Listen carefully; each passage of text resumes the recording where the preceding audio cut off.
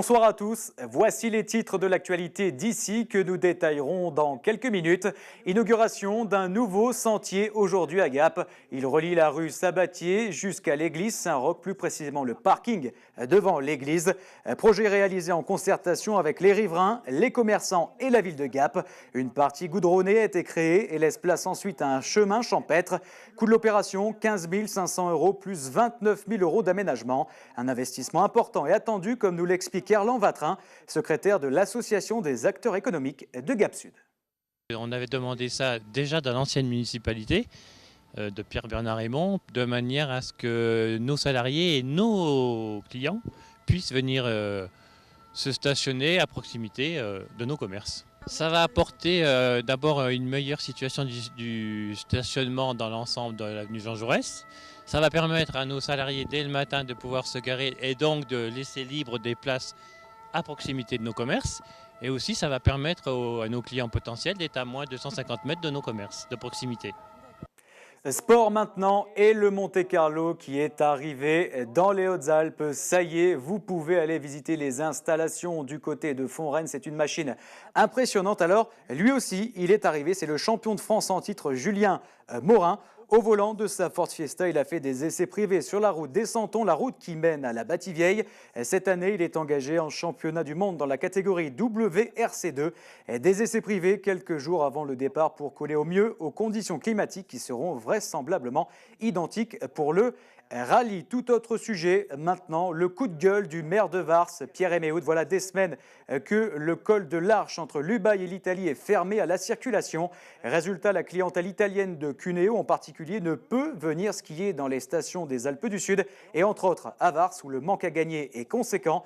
Ce vendredi sur DC TV, Pierre Héméhout s'en prend aux autorités italiennes. Vous l'entendrez au cours du journal. Et puis, le Festival du Rire de Puy-Saint-Vincent touche à sa fin toute la semaine. De nombreux spectateurs se sont amusés devant des artistes confirmés. L'actu d'ici est à présent terminée. On passe à l'actualité nationale et internationale avec Camille Martel. En Europe et même aux États-Unis, la toile est en émoi après la une de Closer évoquant une relation entre François Hollande et Julie Gaillet. Des photos du président et de l'actrice font le tour du web, un scoop qui risque bien de parasiter la rentrée politique du chef de l'État. À la demande de l'avocat de l'actrice, toute mention de cette supposée relation devrait être retirée dès vendredi soir du site internet du magazine People. Après Nantes, Tours, le gouvernement remporte une nouvelle manche contre Dieudonné avec l'interdiction de son spectacle prévu vendredi soir dans la préfecture d'Indre-et-Loire. Réplique immédiate des avocats de l'humoriste, un référé a été déposé devant le Conseil d'État, une demande examinée en urgence vendredi en fin d'après-midi.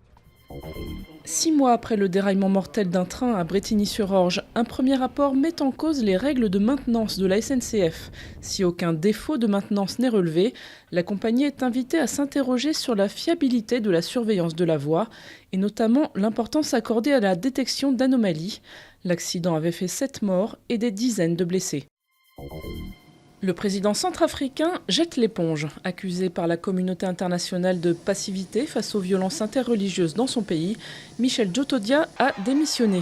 Une nouvelle saluée par des scènes de liesse à Bangui. Les pays d'Afrique centrale, réunis en sommet au Tchad, saluent une décision qui doit, disent-ils, permettre au pays de sortir de la paralysie. Le zoo de Berlin a eu Knut, le célèbre ourson aujourd'hui disparu. Voici son lointain cousin, la nouvelle mascotte du zoo de Toronto. À peine 2 mois et déjà très star, bébé ours polaire a fait ses premiers pas devant les caméras. Son nom, eh bien, ce sera au public de choisir via un concours organisé en février. Sous son air innocent, Nounours est un as du marketing.